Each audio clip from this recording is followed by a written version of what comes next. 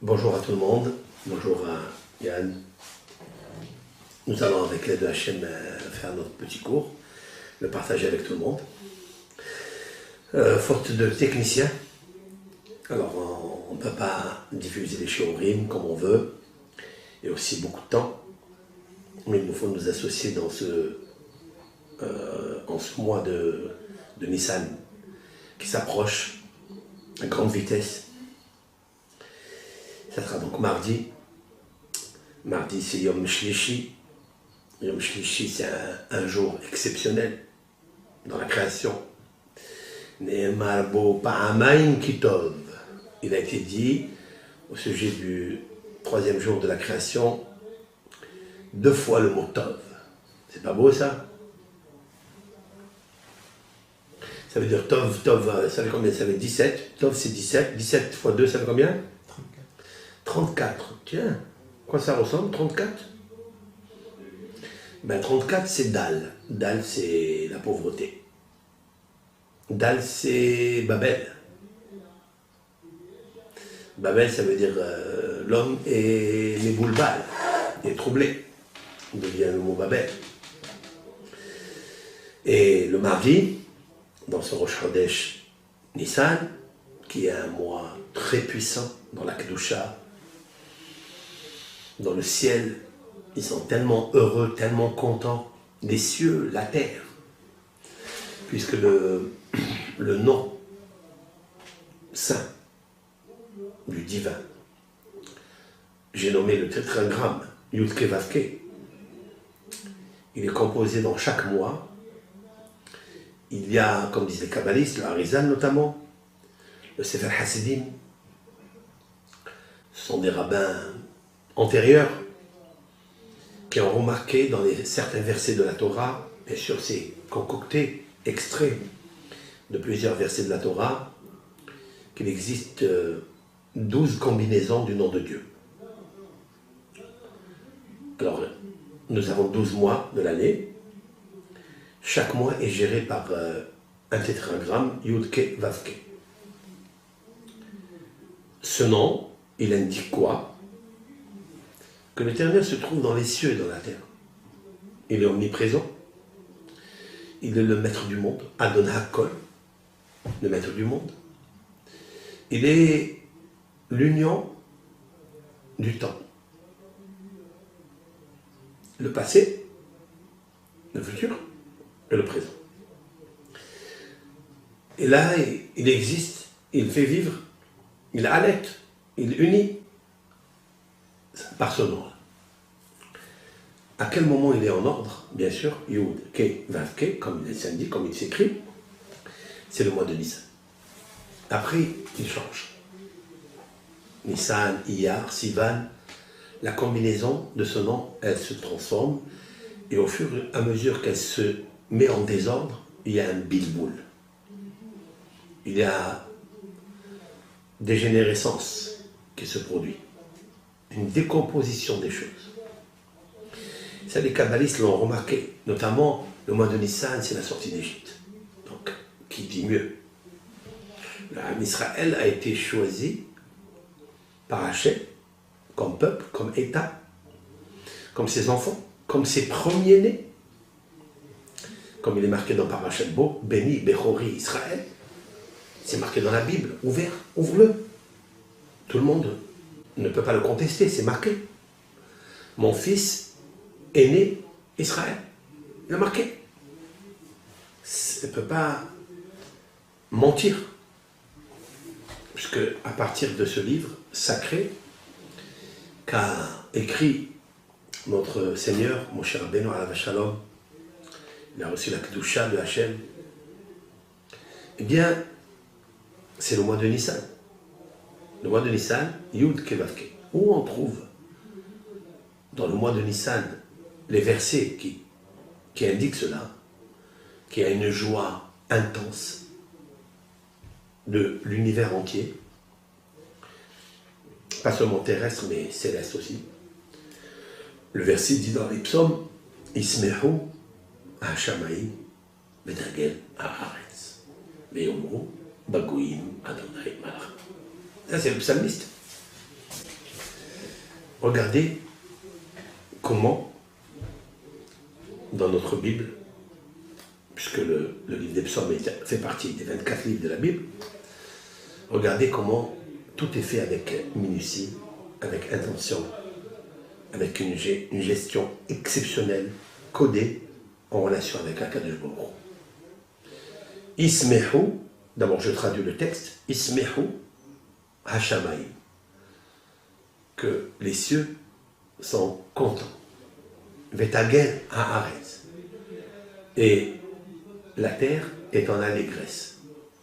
Veyomeru bagoyim, et ils disent dans les nations, parmi toutes les nations, Adonai Malach, l'Éternel a régné. C'est incroyable.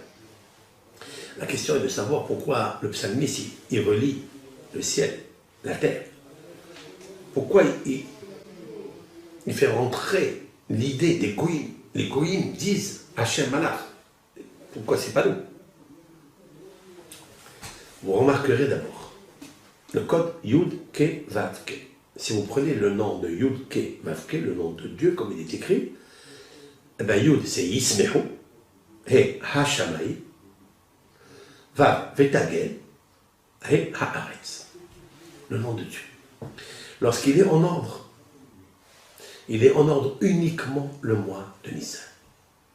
On peut comprendre toute l'influence positive qu'il y a dans ce mois, puisqu'il y a une sorte de résurrection, de floraison, de bourgeonnement. Tout commence ça. C'est le printemps. Qu'est-ce que ça veut dire? Non, on dit printemps. Ok. Mais qu'est-ce que le printemps? En hébreu, c'est Aviv. Le mois du Aviv. Aviv. Aleph, Bet, Yud, Bet. Av, Yud, Bet. Av, Biv. Aleph, Bet, Av, Papa, Yud, Bet, 12. Il est le papa, le père des 12 signes zodiacaux, des 12 mois de l'année, des 12 heures de la journée, des 12 heures de la nuit.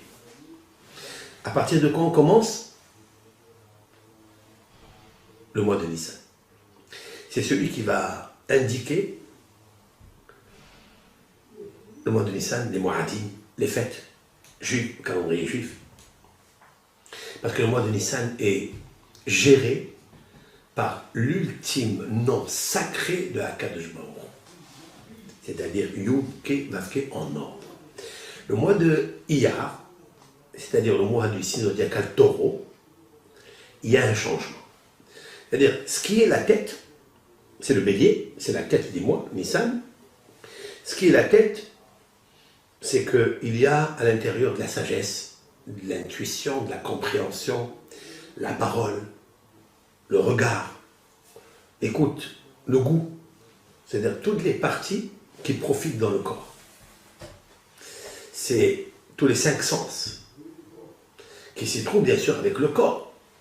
Mais si le cerveau ne transmet pas à la main de commander, de toucher, il n'existe pas. C'est lorsque je vois quelque chose de beau que j'ai envie de goûter. Donc, toute la partie, elle se trouve dans le bélier, ce qu'on appelle dans le talé. Donc, c'est le mois de Nissan. C'est pourquoi le peuple d'Israël, le mois de Nissan, il s'appelle Béni Bechori Israël. Mon fils premier-né. Le premier-né, c'est-à-dire ce qui fait la hauteur, ce qui fait la grandeur d'un homme, c'est dans sa tête. Commence pas par les pieds, non? J'espère. Les pieds, c'est le poisson. Le mois de Hadar, que nous sommes en train de quitter. En fait, le pied, c'est un kev, c'est-à-dire c'est le talon. On est en train de finir le talon pour aller vers la tête. C'est un circuit. Les 12 mois de l'année, c'est un circuit qui commence par la tête en Nissan et qui termine par le pied, le poisson, et qui revient à la tête. Autrement dit qu'il existe 2 notions dans Israël et pas ailleurs. Un, il s'appelle Yaakov, une notion s'appelle Yaakov, et une notion s'appelle Israël. La première notion qui s'appelle Yaakov, c'est qu'on commence toujours par le pied. Parce que Akev, c'est aussi sagesse, mais c'est aussi une torpeur. Akev, c'est quelqu'un qui n'est pas droit. Yaakov les Mishor, comme il est écrit dans le texte biblique, Et celui qui est tordu, il deviendra droit. Et ce qui est tordu, qui deviendra droit? C'est Yaakov. Yaakov, il a dû redresser toutes les torsions, tous comment on appelle ça, les slaloms qu'a fait le serpent depuis la création du monde, Adam et Rishon et Hava, jusqu'à Yaakov Avinu. C'est le seul qui a réussi à avoir un père qui s'appelle le père de 12 tribus. Aviv. Aviv, le printemps. Donc c'est Yaakov. Mais Yaakov, il a reçu un deuxième nom. Quand on n'a jamais enlevé Yaakov, on a reçu un deuxième nom. Il a reçu Israël. Par le combat inlassable de toute une nuit avec l'ange représentant d'Ésaü, de Esav, Samer Mem Aleph Lamed, 131, valeur numérique, qui a essayé d'introduire en lui des mauvaises pensées, l'orgueil, la jalousie, la radinerie, comme il est écrit dans les textes du Zohar, du Midrash. Mais Yaakov ne s'est pas laissé aller. Il aurait pu, parce qu'il s'appelle Yaakov. Yaakov, c'est Kev. Yaakov, c'est celui qui a rusé Esav. C'est celui qui a tenu dans la naissance. Regardez cette image merveilleuse. Esav, son grand frère, sort de la matrice de Rivka, et Yaakov il sert derrière et il prend avec sa main les talons de Esav. Alors c'est pourquoi on l'appelle Akel. Il va le talonner dans la naissance. Il va le talonner aussi pour les bénédictions. Et c'est là où s'écrit Esav, il s'écrit il m'a rusé 2 fois. Donc le mot Akev veut dire rusé et veut dire aussi sagesse. Il était plus intelligent que moi 2 fois. D'abord, il m'a pris le droit d'aînesse, et puis il m'a pris aussi les bénédictions. Ben, celui qui est le premier-né, c'est celui qui est béni. Donc il m'a rusé 2 fois. Donc le mot Akev, c'est le poisson. D'ailleurs, les poissons, il faut faire très attention à eux. Ils nagent dans toutes les eaux. C'est-à-dire, ils slaloment. C'est le Akev, c'est le talon. Mais ils sont très intelligents. Ils sont très disciplinés. Mais ils sont égoïstes. Ils aiment faire les choses seuls. C'est marqué comme ça dans le texte Rabbi Chaim Vital. Comme quoi que le signe zodiacal du poisson est le meilleur, d'après le mystique juif, c'est le meilleur des signes zodiacaux. D'après Rabbi Chaim Vital, élève intime du Harizal. Mais Yaakov n'est pas resté dans le statu quo de Akev, qui veut dire aussi intelligence. Derrière Akev Tishmeroun, Akev Hasheshamar Avraham Bekoli. Il intervient beaucoup le mot Akev qui veut dire sagesse. Mais la sagesse, elle vient après un combat. Quand on gagne le combat de la torpeur, alors on arrive à Israël. C'est quoi Israël? Israël, c'est Yachar, elle. C'est la droiture de Hachem, la droiture de Dieu. C'est difficile d'acquérir la droiture. Extrêmement difficile. La droiture du cœur, très difficile. Yaakov est arrivé du fait que l'ange lui-même, quel est le plus grand cadeau que tu peux recevoir?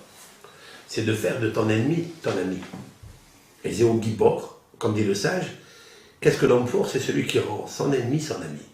Il a réussi de faire de l'ange qui a essayé de le ruiner, absolument de le ruiner, mais au contraire, il lui a donné le diplôme de Israël. Israël, ça veut dire un combat avec l'ange, le combat avec le spirituel, avec le Yitzhara, l'ange de la mort. Et en quoi se définit, c'est-à-dire se délimite le Israël du Akev, mis à part que celui-là il est en bas, et Israël il est en haut. Mais en fait, la dichotomie du mot Israël, c'est li roche. Un mois, une tête. Et c'est le mois de Nissan. Autrement dit que Yaakov a pris le mois de Hadar, du poisson, et il a pris au moins aussi le mois de la tête. Li roche, c'est le mois de Nissan. Donc il est le premier, il est le nouveau mois, il est le mois qui renouvelle tous les autres mois de l'année. Autrement dit, que l'influence du mois de Nissan est tellement prédominante que l'on peut influencer tous les autres mois de l'année jusqu'au talent. Comment on fait ça? Alors il faut savoir que le mot Hodesh, c'est Hadash, c'est-à-dire nouveau. Mais Hodesh, c'est la valeur numérique 312. Hek, c'est 8. Dalet, c'est 4, ça fait 12. Shin, c'est 300. Donc, 312. Il indique quoi ce chiffre 312?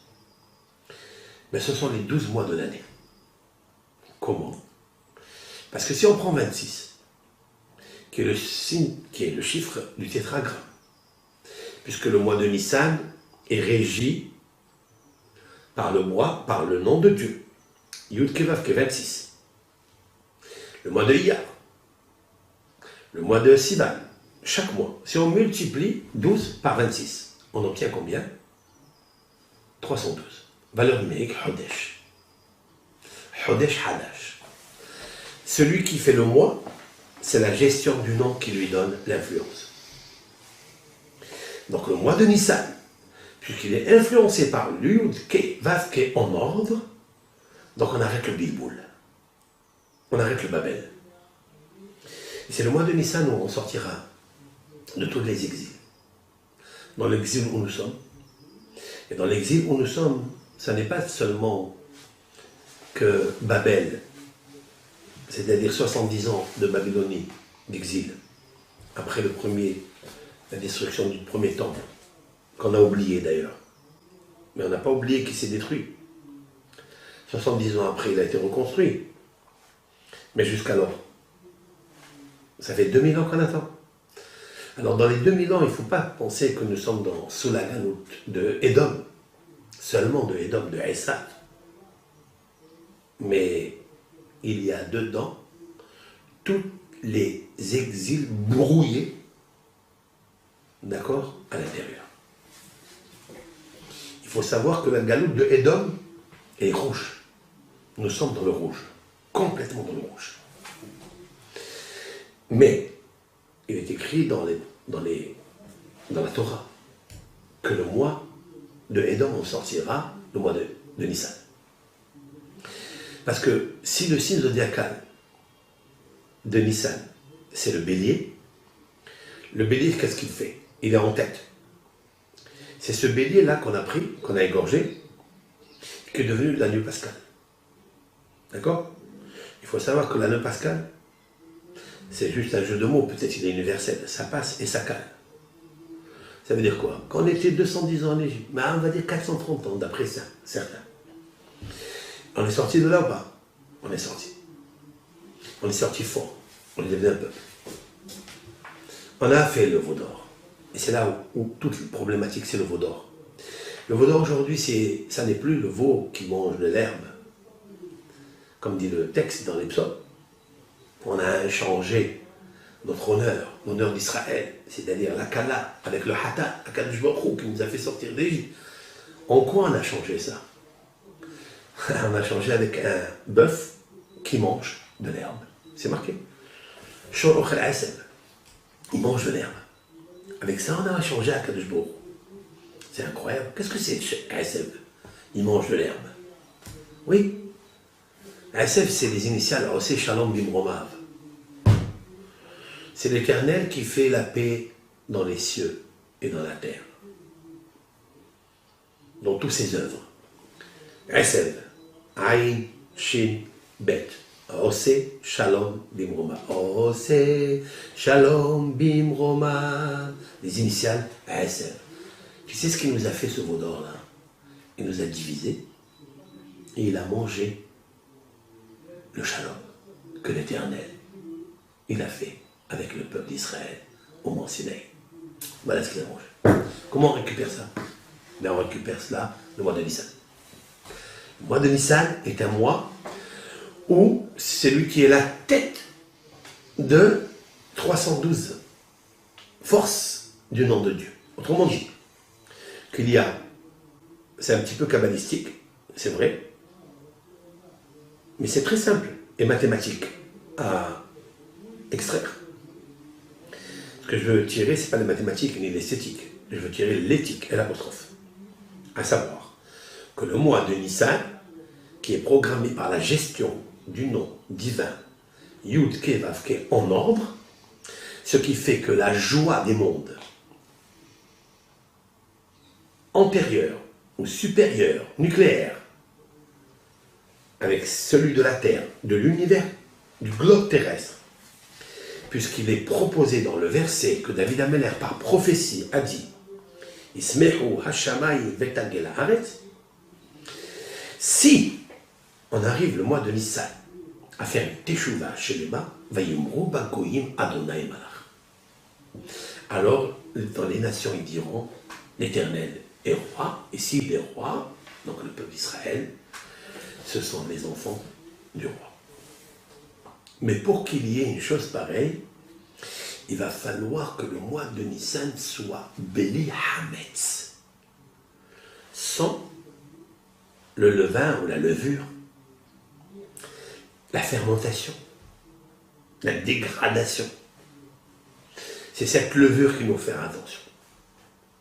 Elle peut faire de la matzah, mais il ne faut pas qu'elle fasse du hametz. Il n'y a pas une grande différence, disent les commentateurs, entre le mot matzah et le mot hametz. Il n'y a pas une grande différence. Il y a shouya. Le het, ça s'écrit fermé. Le he, si tu coupes le hétin, comment c'est un hétin? Comme ça. Si vous coupez un petit peu d'en haut, du côté gauche, vous formez un he. Vous avez vu que le hametz, bemachéou, nos sages ont interdit le hametz même un tout petit peu. Parce que la matzah, c'est très bon. Mais si vous lui ajoutez un peu de fermentation, à savoir un peu d'orgueil, un peu de nonchalance, de laisser aller, vous le collez en haut, paf, mâchez-vous même un peu. Vous le rendez hametz. Qu'est-ce que ça fait avec le hametz? Qu'est-ce que c'est quoi hametz? Ben hametz, c'est l'anagramme du mot tzemah. Qui est tzemah? Ben tzemah, c'est le Mashiach. Mais tzemah, David, Avdecha, Mehera, Tatzmiah, tu le lis tous les jours, 3 fois par jour, dans la prière. Ve'et tzemah, David, Avdecha, Mehera, Tatzmiah. Et ton serviteur tzemah, qui va sortir de David, Tatzmiah, fait pousser. Mais Karno, Tarum, Bishoatecha, son rayonnement, sa royauté, son rayonnement, Tarum, tu n'as qu'à élever Bishoatecha, lorsque toi, Hachem, tu vas être délivré. Quand est-ce? Lorsqu'ils diront dans les nations que l'Éternel est roi. Qu'est-ce qu'il a fait à Akhlbokro pour symboliser que c'est vrai, ce que je dis? Je vais le coller avec la péricope qu'on n'a pas pu lire. Cette semaine, on a fait un cours à Radio JM, celui de l'année dernière, parce que j'ai pas pu, techniquement, j'ai pas pu le faire. Eh bien, il faut savoir, dans la paracha, c'est quelque chose d'extraordinaire. Le Midrash nous dit quelque chose de fabuleux, qui mérite d'être concentré, explicité. Comment? L'Éternel, il dit à Moshe Rabbeinu, réunis le peuple. Il les réunit, il arrive. Je pense que le seul endroit, dit le Midrash, où on a trouvé le rassemblement du peuple d'Israël, c'était dans la péricope de Vayakel. Cette péricope intervient après Kitissa. Kitissa, c'est là où le peuple d'Israël a fait le veau d'or. Dans Tetzavé, c'est là où Moshe Rabbeinu n'apparaît plus. Il n'apparaît pas dans Tetzavé. Le nom de Moshe a disparu complètement. Dans Tetzavé, il est cité plusieurs fois. Dans Vayakel, après avoir fait le veau d'or, le peuple d'Israël a divisé le nom de Dieu. Vous écoutez bien? Il a divisé le nom de Dieu.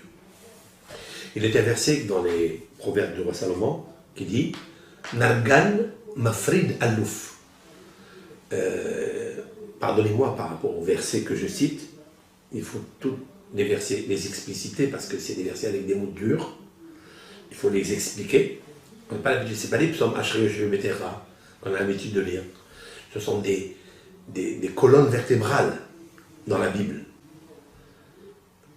Shlomo Amelech a dit Nargan, je vais expliquer, Nargan Mafrid Alouf. Explique Rashi et le Radak, Rabbi David Kimhi. Et Rashi et les autres expliquent Nargan, c'est celui qui se dispute. Nargan, c'est celui qui fait des rumeurs. C'est celui qui crée, par sa colère, par sa jalousie, il crée des scissions.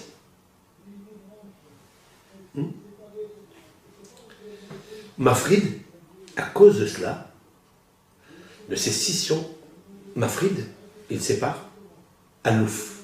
C'est quoi Alouf? Le général. Aloufo shel olam. Le général du monde. L'Éternel se sépare, si l'on peut dire ainsi, du peuple d'Israël lorsqu'il y a une querelle, lorsqu'il y a une mahloket. Lorsque le shalom ne réside pas parmi eux, parce que le shalom c'est le nom de Dieu, alors lorsqu'il n'y a pas de shalom parmi eux, immédiatement l'Éternel se sépare d'eux. Et autrement dit, dans une vision kabbalistique, c'est comme si le nom de Dieu se séparait de lui-même. Et lorsque l'Éternel se sépare de lui-même, c'est ça qui fait les différences de combinaison dans les mois de l'année du nom de Dieu. Et comme j'ai expliqué tout à l'heure que le nom de Dieu multiplié par 12 fois, puisqu'il régit chaque mois de l'année, et les 12 signes zodiacaux, et les 12 heures de la nuit, les 12 heures de la journée, et les 12 moments de bonheur, de lumière, de bonté, avec les 12 moments de destruction, de tristesse, de folie, qui sont écrits dans le parallélisme dans l'Ecclésiaste du roi Salomon. Il était une heure pour rire, pour s'amuser. Et il y a une heure qui est le contraire. Celle qui est de pleurer, de vivre, de mourir, etc. Et il y en a 12 et 12. 12 et 12 forment le parallélisme des 24 heures de la journée. 12 heures de la nuit, 12 heures. Vous savez, la nuit, ce sont les andes maléfiques. Il y a une représentation, configuration par des échéances, par des déceptions, par des destructions, par des pleurs, etc. Il existe le jour, parce que le jour c'est la lumière, le jour c'est la joie, c'est le Hesed de Akadosh Baruch Hu. D'accord? Alors, lorsque je prends les noms de Hachem, le premier mois, c'est le mois de Nissan. Pourquoi les cieux sont heureux? Pourquoi la terre est heureuse? Et que les goïms, les nations, diront Viyomnu bagonim Adonai Malach, Ismaha Hachem de Maasa. Ils vont dire que Hachem sera content de ses œuvres. Ismah Hachem de Maasa. Ismah sera content, comme les cieux. Parce que Ismah, c'est l'anagramme du mot Mashiach. Mashiach, le mois de Nissan, il peut apparaître à un moment à l'autre, seulement faisant attention à Hamet, à l'orgueil, à la discorde. Étant donné que le peuple d'Israël a fait le veau d'or, ils ont fait une discorde, Nargan, Mafrid, Alouf. C'est-à-dire, Akadosh Baruch Hu, il s'est séparé de nous. Il a fallu que Moshe Rabbeinu nous ramène à lui. Comment on corrige ça? On corrige ça avec le Shabbat, parce que le Shabbat c'est très important. Parce que le Shabbat c'est la Ahdout. Le Shabbat c'est l'unité de Dieu, et c'est l'unité du peuple. Et même quand Moshe Rabbeinu a réussi à ramener tout le monde, c'est pas suffisant encore. Il a dit faites le Mishkan. Mais avant le Mishkan, il leur dit voici les choses que Dieu a demandées pour faire le Mishkan. Il parle du Shabbat. Parce que pour faire le Mishkan, c'est-à-dire encore la résidence de Dieu, ramener le Hatan à la Choupa dans le Mishkan avec la Kala, le peuple d'Israël, à Jérusalem, ça il va falloir passer par le Shabbat. C'est obligé.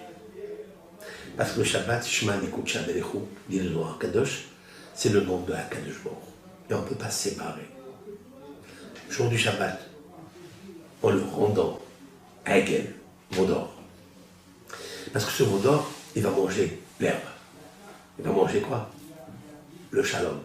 Alors c'est shalom bimroma. Il va manger de l'herbe. De l'herbe. Oui, de l'herbe. De l'herbe ici, c'est très spécifique. C'est très élevé. Alors c'est shalom bimroma. Comme c'est marqué dans le schéma.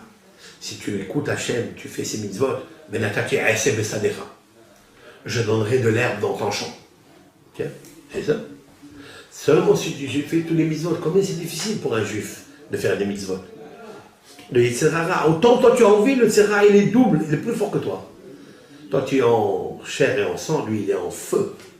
Tu ne peux pas le gagner. Et tu arrives à faire les mitzvot de Hachem, quelle est la récompense? Je donnerai de l'herbe dans ton champ pour tes animaux. C'est ça ce que je veux? La réponse elle est claire. Oui, certes, parce qu'on a besoin de parnassa. Mais plus que ça, quelle est la parnassa spirituelle? Heseb, les initiales. Oseh, Shalom, Bim, Roma. Lorsque le peuple Israël fait la volonté de Dieu, alors Akadosh Baruch Hu, il peut faire la paix chez qui? Pas en bas. En bas, nous ne sommes que des marionnettes. Mais il peut faire la paix en haut. Parce qu'il existe tous les représentants des 70 nations, avec Gabriel, Michael, Uriel, Raphaël, l'archéange de Am Israël. Et toutes les nations, elles accusent. En haut. On ne fait pas tomber ici un pays si on n'a pas fait tomber le représentant en haut. Des fois, quand il y a, dit le Zohar Kadosh, quand il y a la guerre entre deux pays, c'est que les deux représentants en haut se disputent. Donc la paix, il nous faut la faire là-haut. Oh, c'est Dieu fait Shalom, la paix, Bim Roma, en haut, dans les hauteurs. Il n'y a aucun homme aussi sage qu'il est, aussi fort, aussi riche, qui ne peut intervenir sur les représentants célestes. Aucun. Il n'y a que Akadosh Baruch Hu. Tu te rends compte que le peuple Israël a perdu cette faculté après avoir fait le veau d'or? Pourquoi? Parce qu'ils ont disloqué le nom de Hachem. Ils ne peuvent plus faire la paix en haut. C'est pourquoi je le répare, le mot de l'Islam. Ismehu hashamayim vetagel haaretz, yudke vavke, tout le monde est content, même les représentants qui se trouvent dans le ciel. Alors tagel haaretz. Alors en bas, elle peut être contente, heureuse. Elle peut être joyeuse. Et Viyomruba Goyi, et tous les nations diront Hachem Meler, Hachem Malach, Hachem Imloch Leolam Bait. Ismah Hachem, et viendra Mashiach, le mois de Nissan. C'est un mois tellement favorable qu'il ne faut pas le gâcher. Pour cela, je termine le Midrash. Il a dit très bien, on va faire le Shabbat, on va faire après le Mishkan. Ils ont apporté combien de choses au Mishkan? Ils ont apporté 13. Certes? Pourquoi ils ont apporté 13 choses? Il y a qui disent 15. Ça dépend comment tu répartis le texte. En fait, celui qui dit 13, cela rappelle les 13 principes de miséricorde. Cela rappelle Hachem Echad ou Shmo Echad, que l'Éternel est un, puisque la valeur numérique 13, c'est Ahava, amour, Echad, un, unicité. C'est le Shabbat, c'est le Mishkan. Pour dire que l'Éternel, c'est le Hatan, et le Shabbat, c'est la Kala. Pour dire que la Torah, c'est la Ketouba. Pour dire que la Kala, c'est ta femme, elle est une. Pas deux, pas trois, une. Si c'est ainsi, alors Hachem, il veut la Shekhinah. Ça n'est pas encore suffisant. À quoi ça ressemble? Ça ressemble à le Midrash, au nom de l'Ekartov, comme ça. Qu'un roi, il s'est marié. Il lui a fait à sa fiancée, à sa femme, il lui a fait un harmon, c'est-à-dire un château de luxe. Qu'est-ce qu'il n'y avait pas dedans? Des lustres, des tentures. Il lui a fait des lits extraordinaires, des tables. Tout ce qu'une femme, elle a envie, elle a besoin, il lui a fait. Puis après, elle a fait une bêtise. Il l'a répudiée. Elle a créé chez le roi une rivalité. Il s'est mis en colère. Il l'a répudié. Il y a des fois où il est parti. L'Éternel, il s'est sauvé. Il a laissé la femme seule. Les voisines, celles qui sont autour d'elle, de ce château, qui étaient jalouses d'elle, et lui ont dit, tu vois, il ne reviendra jamais, ton mari. Parce que tu as fait tellement une bêtise. Tu as créé la jalousie en lui, le feu, tu as créé en lui. Alors elle s'est rabaissée. Elle a commencé à pleurer. Et elle a demandé de retrouver son mari. Et puis un jour, il arrive. Il vient. Selon la densité, l'intensité de sa ferveur, il est revenu. Les voisines ont vu que le mari est revenu. Et ils ont dit, mais c'est pas sûr qu'il restera avec elle. Puis il est resté un jour, 2 jours. Et par la fenêtre, dit le Midrash, ils les ont vus en train de discuter et de manger ensemble, sur la table. Ça y est, c'est fait. La paix est revenue? Pas encore, dit le Midrash. Ils se sont dit, il va rester 1 jour, 2 jours, et il va repartir. Il ne pourra pas, c'est pas possible de pardonner. À quel moment ils étaient sûrs que le mari va rester? Lorsqu'ils ont vu des odeurs agréables sortir de la cheminée, des fenêtres. Il y avait des encens qui étaient agréables. Ils ont dit, s'il a mis du parfum, c'est une preuve qu'il va rester. Dit le Midrash, ça c'est la parabole. Ça c'est la parabole. Quel est le satellite? Le satellite, c'est que le peuple d'Israël était marié avec Dieu à Har Sinaï, dans l'unicité tellement belle, dans la confiance, dans la fidélité, dans la joie, dans le bonheur. Une intrinsèquement liée avec la vague d'Ishto. Il s'est collé au peuple d'Israël avec la colle, glu, la Torah, à colle collée à colle. C'est attaché à lui. Et puis, toujours la jalousie. Eh bien, on a fait le veau d'or. On a enlevé les boucles d'oreilles pour faire un veau d'or. Ok, on a fait le boucle d'oreille. Le boucle d'oreille, ça symbolise l'oreille. L'oreille qui a entendu au mont Sinaï, ne fait pas un autre Dieu à ma place. 2e commandement. Ils ont enlevé ça. À cause de ça, nous avons perdu la couronne. Nous avons perdu chacun 2 couronnes. Une Naasé et une Venishma. Nous avons dit tous et toutes Naasé Venishma. Pour cela, il y a 2 anges qui sont descendus. Un, il a mis une couronne sur Naasé, parce que nous allons faire la Torah, nous allons pratiquer. Nous allons te suivre, Dieu, dans le désert, là où tu iras gérer. Et le 2e, Venishma. Et après, on comprendra. Les anges, ils étaient fous. Et comment ils ont employé un terme, un langage secret que les anges dans le ciel emploient. Alors pour ça, ils sont descendus, ils leur ont mis 2 couronnes. Quand ils ont fait le veau d'or, à cause d'une petite couronne comme ici, on a tout perdu. Puis l'Éternel s'est mis en colère. Il a dit, bon, mon cher Rabbeinu, il a dit, la ketouba, je ne peux pas la garder. Il l'a jeté par terre, il l'a cassé, il l'a brisé. Il n'a pas gardé pour lui. Il aurait pu, non? Mais le peuple d'Israël, et Moshe Rabbeinu, c'est un seul. C'est pourquoi Moshe, il est dans tout Israël. Moshe Rabbeinu se trouve parmi tout Israël. Il a une petite étincelle de Ham Israël. Il a dit, je préfère casser la ketouba, mais m'attacher au peuple d'Israël. Et si toi, Hachem, tu ne veux pas, efface-moi de ton livre. De ton livre, ce n'est pas seulement le Chumash, c'est-à-dire les rouleaux de la Torah, du livre de la vie de la Hakad du Baruch. Dieu, il a écrit un livre, c'est le livre de la vie, qui s'appelle Sefer HaHayim. Zochrenu, be Sefer HaHayim, Kotvenu, Sefer HaHayim. Sefer HaHayim, c'est autre chose. On l'alimente avec la Torah, mais il existe Sefer HaHayim. Mon cher Rabbeinu dit, écoute, si tu effaces ce peuple, efface-moi. Qu'on ne parle plus de moi dans la Torah, qu'on ne parle plus, qu'on ne me mentionne plus. L'Éternel lui a dit, bon, je ne vais pas les exterminer. Mais il va falloir, pour acquérir la ketouba, il va falloir encore une fois que tu montes. 40 jours et 40 nuits. Mon cher Rabbeinu a dit, à la nation aînée, je monterai encore pour le peuple d'Israël. Tellement il aime le peuple d'Israël. Et il s'est donné encore 40 jours. Et encore 40 jours. 120 fois, 120 jours, mon cher Rabbeinu est monté. Seulement l'Éternel, il a dit, c'est très bien tout ça. Il va me falloir encore une choupa. Faites-moi un mishkan. Il va falloir apporter 13 choses. Il y a qui disaient 15 choses. Il et qui disent qu'ils sont répartis. 15, pourquoi? Parce que Yudke. Yudke, c'est le nom de Dieu. Le Yud qui existe dans l'homme et le He qui existe dans la femme. C'est le remariage ensemble. C'est-à-dire, quand ils ont fait le veau d'or, ils ont affecté l'amour et la solidité du couple.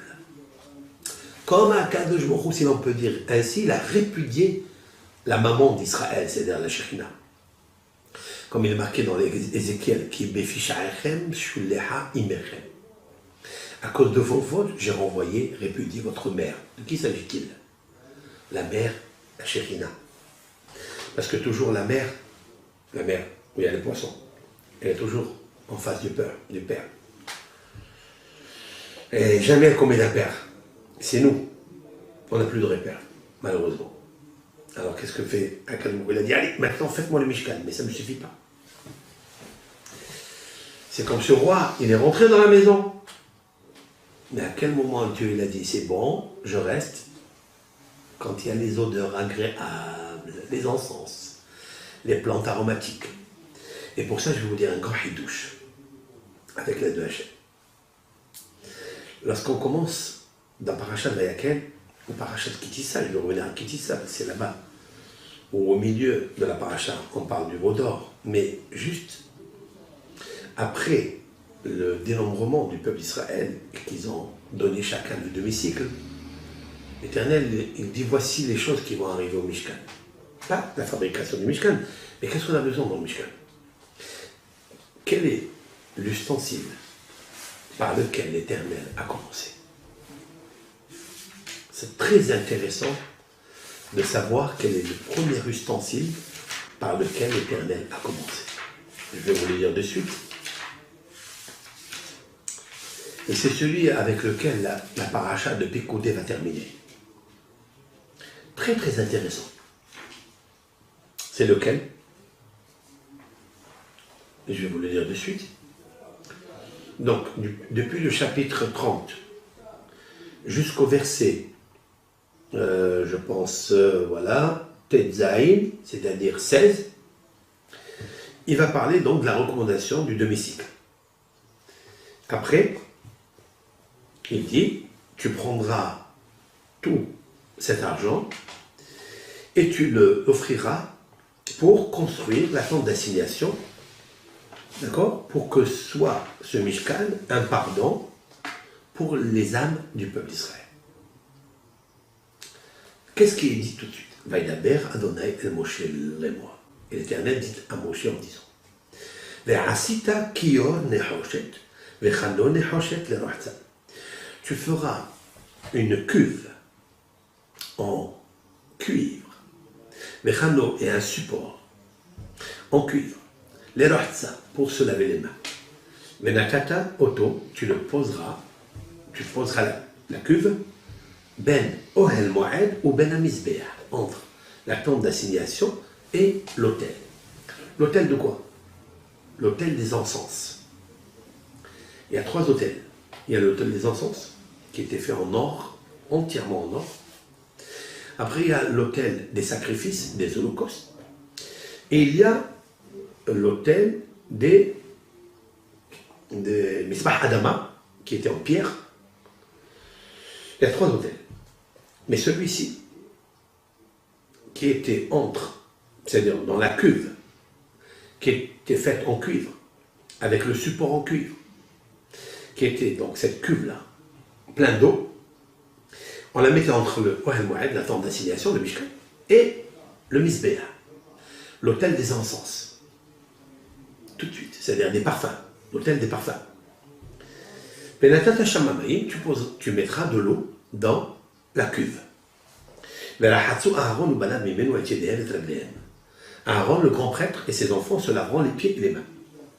Lorsqu'ils viendront à la tente d'assignation, ils se laveront les mains, ils ne mourront pas. Ça veut dire que si Aaron et ses enfants, les grands prêtres, les prêtres idiotes, simples, allaient servir Dieu, même s'ils étaient cachers, même s'ils étaient purs, même s'ils étaient kadosh, sans passer par cette ablution des mains et des pieds, ils mourraient.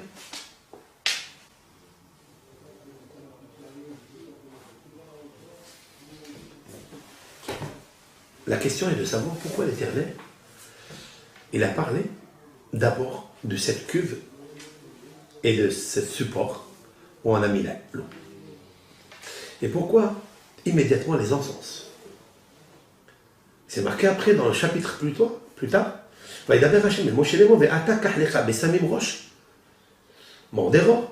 Toutes les plantes aromatiques, les parfums. Quelle est la relation qu'il y a entre la cuve, où il y était l'eau, en cuve, avec les plantes aromatiques? Pourquoi le mettre entre Misbéah, l'autel des encens, et le Kodesh à Kodeshim, c'est-à-dire là où se trouve le Aaron à Kodesh? Qu'est-ce qu'elle fait cette cuve ici? J'ai pensé quelque chose avec l'aide de Hachem. Cette cuve-là, ce sont les femmes qui les ont offertes. Les femmes, lorsque dans la paracha qu'on a lu, paracha de Vayakel, lorsque mon cher Rabbeinu a réuni son nom, il leur a dit tous ceux et celles qui ont un bon cœur, dans les langues du cœur, et précieux. Peut-être qu'eux-mêmes, ils n'étaient pas précieux. Mais le fait que leur cœur était précieux, qu'ils avaient donné de eux-mêmes par leur élan, ils avaient un esprit précieux et donateur, d'un élan d'esprit et d'un élan de cœur, se sont présentés les premiers, c'est qui? Les femmes. Les femmes, les premières sont venues et elles ont offert ce qu'elles avaient. Qu'est-ce qu'elles ont amené? Des boucles d'oreilles, des bracelets. Elles ont amené tout ce qu'elles avaient. C'était les dernières pour le veau d'or aussi. Elles n'ont pas voulu donner. C'est vrai. Elles n'en ont pas donné dans le veau d'or, certes. Mais c'était les premières qui ont rapporté. Mais plus que ça. On a parlé des cuves. Elles ont apporté leur miroir. Ces miroirs-là, disent nos sages, c'est grâce à ce miroir que le peuple d'Israël s'est multiplié et a pullulé en Égypte. Il est inversé dans le Cantique des Cantiques. Tahat hatapuach ararticha, shama hiberatra imecha. Tahat sous le pommier, ararticha, je t'ai réveillé. Qui était sous le pommier? De quel pommier s'agit-il? Dit le Midrash.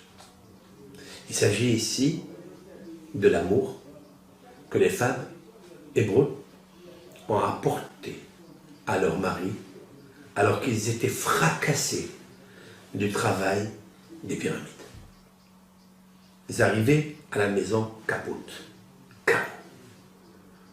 Qu'est-ce qu'il fallait faire? Il fallait aller dormir, manger un petit quelque chose, tu n'as même pas envie, tu n'as même pas l'appétit.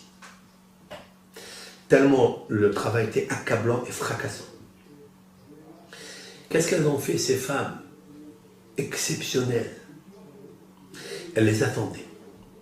Elles allaient pêcher des petits poissons, prendre des petits poissons, acheter de la nourriture. Elles ramenaient ça à la maison. Elles lui faisaient à manger. Elles lui donnaient à boire. Mais il ne se multipliait pas. Elle prenait ce miroir qu'elle avait. Elle avait un miroir, c'était à elle, pour se rendre belle. Elle regardait en même temps son mari et elle dans le miroir, qui était en cuivre. Comme ça, elle lui dit le Midrash, tu as vu? Ephraïm, Shimon, Lévi, je suis plus belle que toi. C'est marqué dans le Midrash comme ça. Ani yoter na'a mimcha, explique Rashi. Ani yoter yafa mimcha. Je suis plus belle que toi. C'est incroyable. Et elle, avec ça, elle éveillait en lui le désir de se multiplier. Et c'est comme ça que le peuple d'Israël s'est multiplié jusqu'à ce que c'est marqué Tzivot Hashem. Le peuple d'Israël est sorti Tzivot Hashem, c'est-à-dire des armées de Hashem, grâce à ces femmes. C'est ça. Maintenant on revient. Sous le pommier, je t'ai réveillé. Qui t'a réveillé? Akadosh Baruch Hu, il a mis un réveil, un éveil, d'excitation, si l'on peut dire ainsi, de désir, chez les femmes, pour récupérer le mari, pour se multiplier. Et c'est comme ça que le peuple d'Israël s'est multiplié, des armées. Comment s'appellent-ils ces miroirs dans la paracha de Pekoudé? Mar'ot Hatzovot. Mar'ot, ce sont les miroirs. Mar'ot, mar'é, c'est-à-dire le visage. Mar'é, le visage, le visage. Hatzovot. C'est quoi Hatzovot? Des femmes qui se sont dressées, qui se sont rassemblées. Il vient le Midrash et dit non, Hatzovaot, Hatsevaot, des armées. Car grâce à ces miroirs, nous avons des armées. En fait, ils se sont désarmés en un mot pour créer des armées. Mais c'était sous le pommier, lorsque le mari était tombé dans les pommes. Et là, Kadosh Baruch Hu a réveillé ces femmes qui sont extraordinaires. J'ai trouvé nécessaire de prendre ce midrash et de le poser ici. Le kior et le canot, c'est la première des choses que l'Éternel il dit à Moshe de fabriquer. Waouh, waouh, waouh, waouh, quel moussard! Mais ça ne suffit pas, ça. Je voulais, avec l'aide d'Hachem, coller le midrash que je vous ai rapporté de ses voisines, c'est-à-dire les nations, qui diront toujours à Israël, et jusqu'à combien aujourd'hui c'est réel, c'est vrai, l'Éternel vous a répudié. Il ne vous en veut pas. Il a créé un autre Messie. Il a créé ceci. Comment on a récupéré ça, jadis? Comment? Lorsque les voisines, pas seulement qu'ils ont vu le mari rentrer dans la maison, pas seulement qu'il est resté un jour ou deux, qu'il a mangé, qu'il a blagué avec sa femme, mais plus que ça. Lorsque les bons odeurs sont sortis, c'est vrai? Alors où sont les bons odeurs? C'est la raison pour laquelle la Torah elle nous parle immédiatement de ces cuves qui étaient des miroirs par lesquels le peuple d'Israël s'est multiplié grâce aux femmes. De quoi on parle immédiatement? Des parfums, la bonne odeur. Cela veut dire que le mois de Nissan, où bourgeonne, où était la transcendance de la floraison, hein? C'est-à-dire, Akadosh Baruch Hu, il a choisi le mois du printemps, pas parce que le printemps dans la nature, il fait pousser, il fait bourgeonner, il fait fleurir, non. Parce que le mois de Nissan, les femmes juives ont donné du parfum à leur mari. Pour le tahatatapouah, combien la pomme, elle sent bon. Hein? La pomme. Ah, Shirachirim, il parle énormément. Vous connaissez ce verset-là? Et l'odeur de ton nez, il est comme l'odeur des pommes. Donc il y a le pommier qui symbolise l'éveil et le désir qu'elles ont apporté grâce au miroir à leur mari pour se multiplier. Mais ça ne suffit pas ça suffit, il faut ajouter aussi la réconciliation entre elles par le pommier. Parce que l'odeur du pommier est une odeur extraordinaire. Alors, vous savez que le pommier qui est écrit ici, dans le Shirachirim, Rashi explique c'est le hétrog, c'est le cédra. C'est très intéressant. Le cédra, c'est une odeur agréable, c'est à Soukot. Parce que le cédra peut donner cédra. Et le cédra, il symbolise la multiplicité, la fécondité. Il paraît que d'une femme, disent les kabbalistes, qu'une femme qui n'arrive pas à avoir d'enfant, on lui donne du cédra, du hétrog, à manger. Moi je dis même ceux qui n'arrivent pas à marcher, ou tous les enfants qui n'arrivent pas à parler, il faut leur donner un morceau de cédra.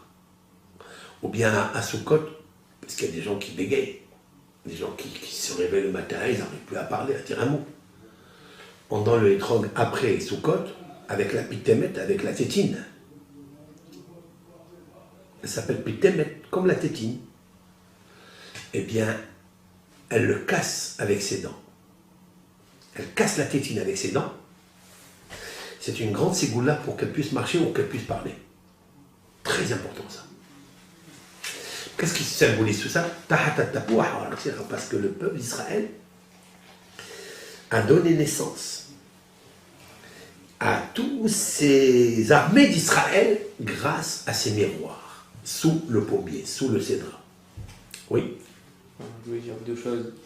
On voit que le Shabbat aussi, il y a le Yitzhara qui vient, qui veut casser le Shalom, et donc c'est bien justement pour contrecarrer les plans du Yitzhara qui veut nous ramener à la faute du veau d'or, d'essayer de garder le Shalom dans la famille, le Shabbat, et de ne pas se disputer. Ouais. Deuxième chose, le printemps, c'est une saison où il y a beaucoup d'odeurs, et justement ça vient en relation avec... C'est ça, c'est pour ça que l'Éternel fait beau journée le mois de Nissan, parce que veut récupérer il veut récupérer les odeurs. Pourquoi l'odeur? Parce que le veau d'or a fait en sorte qu'on a fait monter de la fumée noire dans les narines, si l'on peut dire ainsi, de Dieu. Donc je sais ça. C'est marqué dans les psaumes du roi David. Ala Hashan Be'apo. Ala, il est monté à Hashan, la fumée, Be'apo, dans ses narines. Waouh! Vous savez, quand on fait un Hegel, on fait monter les narines dans les narines de la fumée noire. D'abord, elle est très acide. Elle peut asphyxier quelqu'un. Elle abîme ses poumons. Autrement dit, qu'on a abîmé notre neshama par cela. Qu'est-ce qu'on fait vendredi? Tous les vendredis, qu'est-ce qu'on fait? On achète 2 tiges de hadas, de myrte. On fait une bénédiction. Donc, Shalom Aleichem, Malachi Hasharet. Lorsqu'on arrive à Beshiftechem le Shalom, les malachim ont dit, lorsque vous allez vous asseoir en paix, ils vont s'asseoir où? On a l'habitude de dire Beshiftechem le Shalom. Quand vous allez, vous les malachim, vous asseoir avec nous. Mais eux, ils ne mangent pas. Ils vont s'asseoir sur quoi? Sur du matériel. Ils ne peuvent pas. Sur quoi ils s'assoient alors? Explique Rabbi Avraham Azoulay, l'arrière-grand-père du Hida, explique sur les plantes aromatiques, sur les 2 tiges de myrte. Parce qu'il est marqué dans les textes bibliques, dans les prophéties, Yashvu malachim ben hahadassim. Et les anges s'assoient entre les myrtes, les plantes des myrtes. Qu'est-ce qu'il faut là? Parce que l'odeur, c'est très important. Là. C'est-à-dire que nous avons fabriqué une mission extraordinaire par le Mishkan et par les sacrifices et les encens, qui sont des odeurs agréables, comme il est marqué plusieurs fois dans Parashat Vayikra. On va arriver. Les ratzon, volonté, sacrifice, volonté, holocauste, volonté, rémunératoire, volonté, les reach nehoach ishe l'Adonai. Ce verset va se répéter plusieurs fois dans tout le livre de Vayikra, Lévitique. L'odeur agréable aux narines de Hachem. Il nous faut de l'odeur agréable. Tout celui qui peut faire de l'odeur agréable. Vendredi, c'est le meilleur moment pour faire l'odeur agréable. De là, je tire qu'il faut offrir des fleurs à sa femme. Lui offrir des parfums. Hein? Ishel Hashem. Ishel Hashem. C'est aussi un passouk comme ça, non? Un passouk?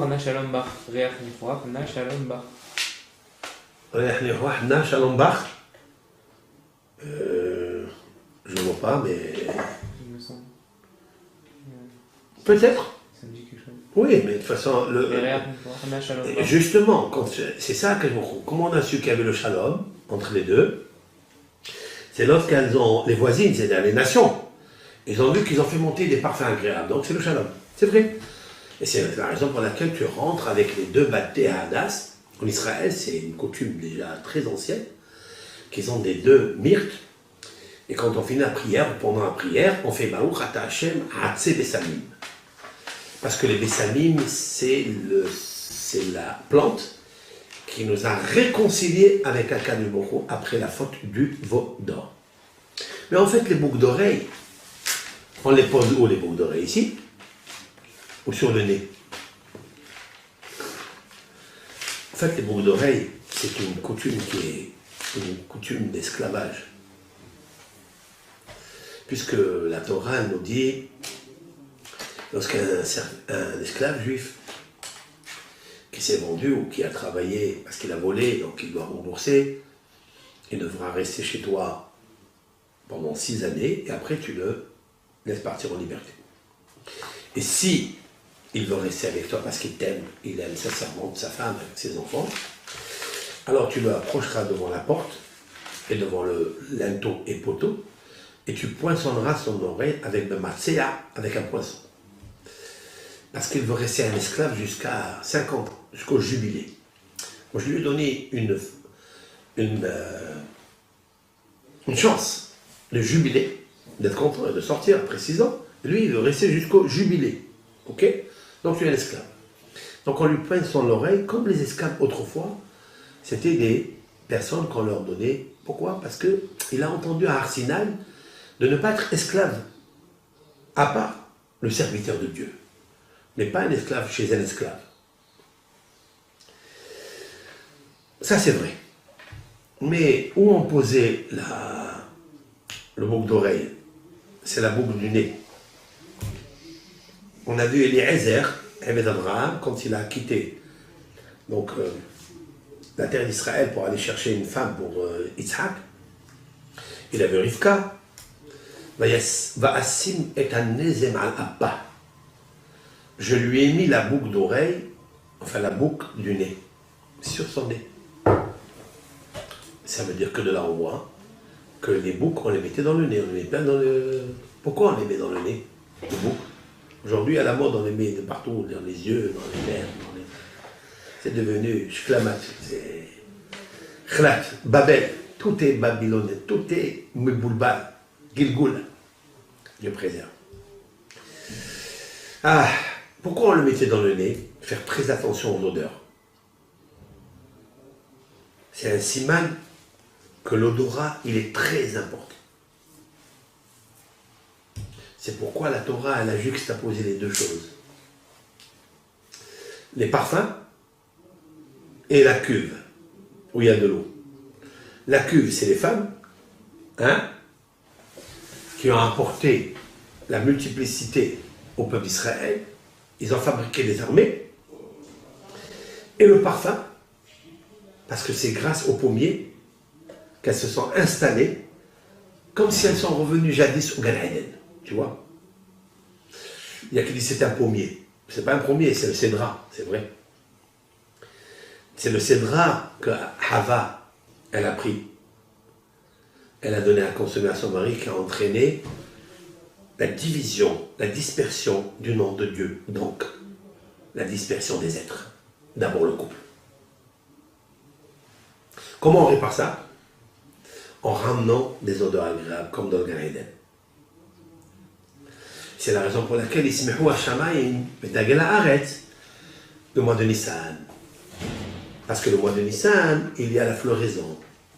Akadosh Baruch Hu, il dit qu'il y a un siman de réconciliation par le parfum, les bonnes odeurs. Quand tu vois par exemple les abeilles butinent, et elles fabriquent le miel. À part c'est le miel a une très bonne odeur. Que ce soit le miel de fleurs ou de chêne, des dattes ou des fruits. C'est incroyable comment c'est bon, comment c'est agréable. Pourquoi il nous faut récupérer ces deux choses-là? Parce qu'au Mont Sinaï, nous avons eu ces deux choses. El Ginat et Goz, non. Nerdi Nathan Reho, c'est pas celui-là. Dodi Arad Legano, dans le Cantique des Cantiques. Shlomo Amelech dit Dodi Arad Legano la Arugat Apose. Dodi, c'est mon bien-aimé. Et Arad, il est descendu, les ganots dans son jardin. C'est pas un jardin, un verger de fruits, de légumes. Non. La Arugat Abosem, c'est un jardin de plantes aromatiques. Parce que quand est-ce l'Éternel est descendant haut pour le bas? S'il y a des plantes aromatiques, du parfum.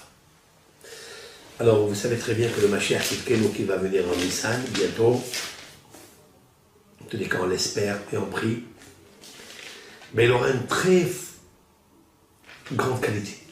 C'est laquelle? Parmi les qualités qu'il doit avoir, la crainte de Dieu, qui doit être droit, qui doit être désintéressé, qui doit être kadosh. Pour s'investir de la Neshama de Moshe Rabbeinu, il lui faut beaucoup de qualités. Mais sa principale qualité, c'est Vehariho Birat Adonai. Il va sentir la crainte de Dieu. Vous écoutez ça? C'est magnifique. Il va sentir. Dans l'odorat, il est tellement fort. Ça veut dire que sur lui, il n'y aura aucune plainte du ciel. Il n'a jamais fabriqué de la fumée noire qui excite les narines de Dieu, la colère de Dieu. Ça sera un tzaddik. Autrement dit, ça veut dire quoi? Ça veut dire que le peuple d'Israël doit être comme ça. Quand on atteindra ce niveau avec l'aide de Hachem, on a gagné. Isma Hachem et Ma'asam. Voilà pourquoi les cieux en haut, c'est-à-dire le représentant céleste de toutes les nations, vont être tellement joyeux. Parce que Hachem, il est le Melech. Et sur la terre, on sera tellement content dans la paix que les nations diront Hachem Melech. C'est l'Éternel qui est le roi. Finish. Et c'est comme ça qu'on récupère encore. Tu as compris? Il y a Ratson que Akadosh Baruch Hu nous aide dans ce shiro, dans ce petit cours qu'on a fait, qu'on soit proche de lui, qu'il nous accepte dans une teshuva chez les mains. Et que Mashiach Tzidkenu, il vient dans ce mois, comme il est marqué dans les paroles de nos sages, Benissan Nigalu, Benissan Atidi Nigael. Dans le mois de Nissan, le peuple d'Israël est sorti d'Égypte. Dans le mois de Nissan, il sortira de l'Égypte des 4 exils de Babel. Parce que les 4 exils sont incluses dans celle de Édom, celle dans le rouge, Adom ou Esav. Et vous savez très bien, je finirai avec quelque chose que dit Rabbi Abraham Azoulay dans son livre intitulé Hesed Abraham, que 30 jours avant Pessah, écoutez bien ça, 30 jours avant Pessah, que tu le veuilles ou pas, homme, femme, juif, Akadosh Baruch Hu, il nous fait sortir de l'exil. Il y a une force dans le mois de Nissan qui est tellement grande. Il y a 15 jours du mois de Nissan, depuis le Rosh Chodesh jusqu'à le soir de Pessah. Et 15 jours dans le mois de Hadar. Donc c'est 30 jours.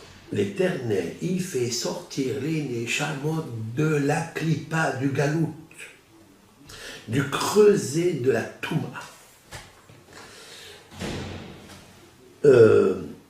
Préparons nos âmes à laisser partir, à les sortir des menottes où nous sommes, des enchaînements,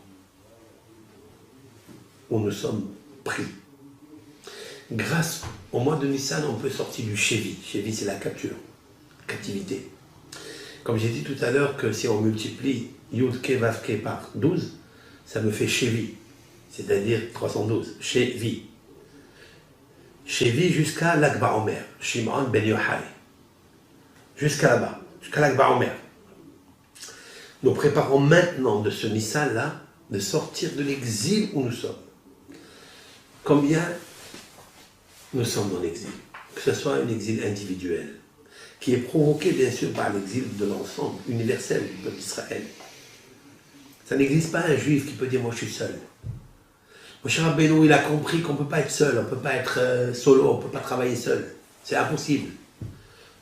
Vayakhel Moshe et Kol Adat béni Israël. Moshe a réuni, sans cette réunion, c'est de facto échoué. Échoué. On ne peut pas prétendre, le matzav, il est tamour. Ça sent le roussi dans le monde. Ça sent le roussi, ça sent une très mauvaise odeur. À Motaï, celui qui a le flair, ça sent une très très mauvaise odeur dans le monde. Des choses peuvent, hasvé shalom, arriver à tout instant. Il faut qu'on corrige. On voit la haine du Ham d'Israël. On voit le Ham Israël avancer. Il ne cherche pas de problème. On veut, voilà, etc. Il faut s'éloigner de tout ça et demander à Kadosh Baruch Hu de nous sortir de cette galoute. Donc, espérons que Mashiach Tzidkenu viendra bientôt. Peut-être il y a un avis, il nous annoncera ça au Rosh Chodesh Nissan.